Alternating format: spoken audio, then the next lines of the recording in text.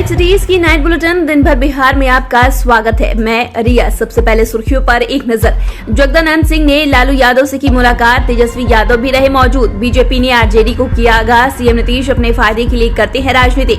विजय सिन्हा का बड़ा दावा, कुर्नी उपचुनाव में भारी मतों से होगी जीत। पूर्व मंत्री जीवेश मिश्रा बोले, तेजस्वी यादव से भ्रष्टाचार ही सीख सकते हैं लोग।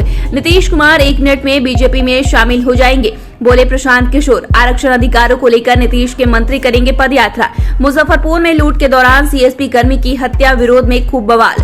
बेगूसराय में छापेमारी करने गई उत्पाद विभाग की टीम पर हमला। पटना में बाइक सवार अपराधियों ने लूटे 2 किलो सोना और 2.5 लाख नकदी।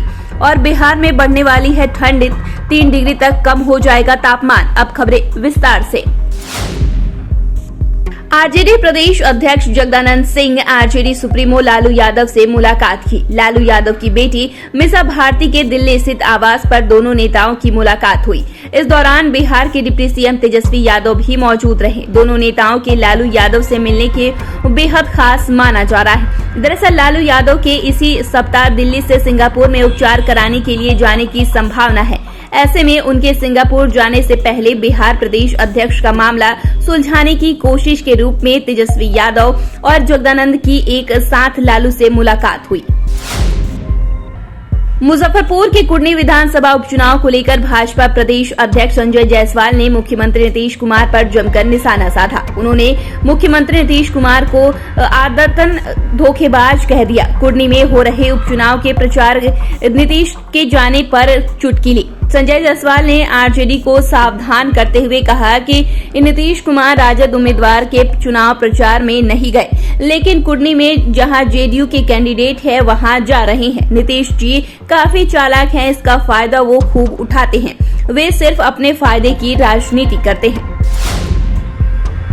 बिहार में कुर्नी विधानसभा उपचुनाव को लेकर हलचल तेज है। तमाम पार्टियां चुनाव प्रचार में अपनी ताकत झोंक चुके हैं और सभी पार्टियां अपनी अपनी जीत का दावा करने लगी है। इस बीच विधानसभा में प्रतिपक्ष के नेता विजय सिन्हा ने कई गांवों में जाकर भाजपा प्रत्याशी केदार गुप्ता के पक्ष में चुनाव प्रचार किया और लोगों से भाजपा उम्मीदवार को जिताने की अपील की। साथ ही विजय सिन्हा ने महागठबंधन सरकार पर जमकर निशाना भी साधा। विजय सिन्हा ने कहा कि कुर्नी के मतदाता ने भाजपा को भारी मतों से जिताने के लिए मन बना लिया है। महागठबंधन की सरकार बुरी तरह से विफल हो चुकी है। तेजस्वी यादव आदित्य ठाकरे की मुलाकात पर बिहार सरकार के पूर्व मंत्री जीवेश मिश्रा ने बिहार के उप मुख्यमंत्री पर तंज कसते हुए कहा कि तेजस्वी यादव ने ठाकरे को भ्रष्टाचार का क्या क्या गुण सिखाया और ठाकरे कितना सीख कर गए तो कुछ दिन के बाद महाराष्ट्र में मालूम चलेगा। उन्होंने कहा कि यदि कोई भी तेजस्वी यादव से कुछ सीखने आया तो क्या ही सीख कर जाएगा। तेजस्वी यदि सही मायने में किसी को कुछ सिखा सकती हैं तो वो भ्रष्टाचार के गुण ही हैं और दूसरा कुछ भी सीखने की कोई संभावना नहीं है। जन सुराज पदयात्रा पर निकले प्रशांत किशोर ने बिहार के मुख्यमंत्री नीतीश कुमार और डिप्टी सीएम तेजस्वी यादव पर जमकर निशाना साधा। उन्होंने कहा कि पिछले 30 सालों से हम छोटे भाई और बड़े भाई की सरकार देखते हैं। दोनों ने यह धारणा बना दी है कि बिहार इससे बेहतर नहीं हो सकता है। वहीं जन सुराज पदयात्रा के 54वें दिन पीके ने ऐलान करते हुए कहा कि जन सुराज के लिए हर प्रखंड में जन सुराज नागरिक सहायता केंद्र खोला जाएगा। वहीं तेजस्वी यादव पर तंज कसते हुए कहा कि व्यक्तिगत पहचान केवल इतनी ही है कि वे लालू यादव के बेटे हैं।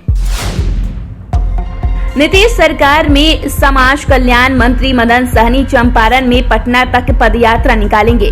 उनकी यह यात्रा आरक्षण अधिकारों को लेकर होगी। सहनी ने गुरुवार को एक बैठक के बाद कहा कि मुख्यमंत्री नीतीश कुमार ने जिन वर्गों को अति पिछड़ा में शामिल किया है उन्हें SC/ST में शामिल करने के लिए केंद्र से अनुशंसा की है। केंद्र की मोदी सरकार इस दिशा में काम नहीं कर रही है। इसके लिए अति पिछड़ा समाज को उसके वास्तविक आरक्षण अधिकारों को दिलाने के लिए पदयात्रा किया जाएगा। सहनी ने कहा कि 6 से 12 दिसंबर के बीच में पदयात्रा निकालेंगे।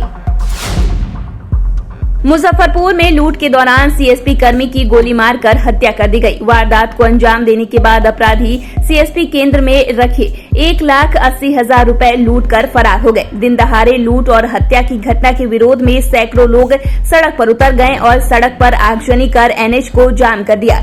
घटना की जानकारी मिलते ही मौके पर पहुंची पुलिस मामले की छानबीन में जुट गई है। घटना सकरा थाना क्षेत्र के रामनगर की है। बेगूसराय में शराब की सूचना पर छापेमारी करने पहुंची उत्पाद विभाग की टीम पर ग्रामीणों ने ईंट पत्थर से हमला कर दिया। इस दौरान पुलिस वाहन क्षतिग्रस्त हो गया। उत्पाद विभाग की टीम को सूचना मिली थी कि शराब और ताड़ी की बिक्री की जाती है। इसी सूचना पर टीम मौके पर पहुंची और दोनों लोगों को गिरफ्तार कर लिया। आरोपी को लेकर जैसे ही पुलिस जाने लगी तभी गांव के लोगों ने ईंट पत्थर से पुलिस टीम पर हमला कर दिया। इस घटना के बाद प्रेम कुमार पुलिस गिरफ्त से फरार हो गया, जबकि पुलिस ने डोरा पासवान को गिरफ्तार कर लिया। पटना में एक बार फिर अपराधियों ने 2 किलो सोना समेत 2.5 लाख रुपए की लूट की है। यह घटना बिहटा के कन्हौली बाजार की है। आभूषण व्यवसायी अपनी दुकान खोल रहे थे, तभी बाइक सवार अपराधी पहुंचे और करीब 2 किलो सोना और 2.5 लाख रुपए नकदी लूट लिए। बताया जा रहा है कि घटना को अंजाम देने के बाद अपराधी फायरिंग करते हुए फरार हो गए। घटना के बाद आक्रोशित लोगों ने सड़क जाम कर नारेबाजी की। जम्मू कश्मीर, हिमाचल प्रदेश जैसे पहाड़ी राज्यों में हो रही बर्फबारी का असर अब मैदानी इलाकों में भी पड़ने लगा है। उत्तर भारत के राज्यों में ठंडक बढ़ने लगी है। सुबह और शाम के समय तापमान में गिरावट दर्ज की जा रही है। हालांकि दक्षिण के कुछ राज्यों में भी बारिश आफत बनी हुई है। मौसम विभाग ने बताया है कि बिहार में अगले कुछ दिनों में 3 डिग्री सेल्सियस तक तापमान में गिरावट आएगी। मौसम विभाग ने अगले 3 दिनों में बिहार के कई इलाकों में न्यूनतम तापमान 2 से 3 डिग्री सेल्सियस तक गिरने वाला है। तो फिलहाल के लिए इतना ही। चैनल को सब्सक्राइब करें, फेसबुक पेज को लाइक करें। वीडियो देखने के लिए आपका शुक्रिया।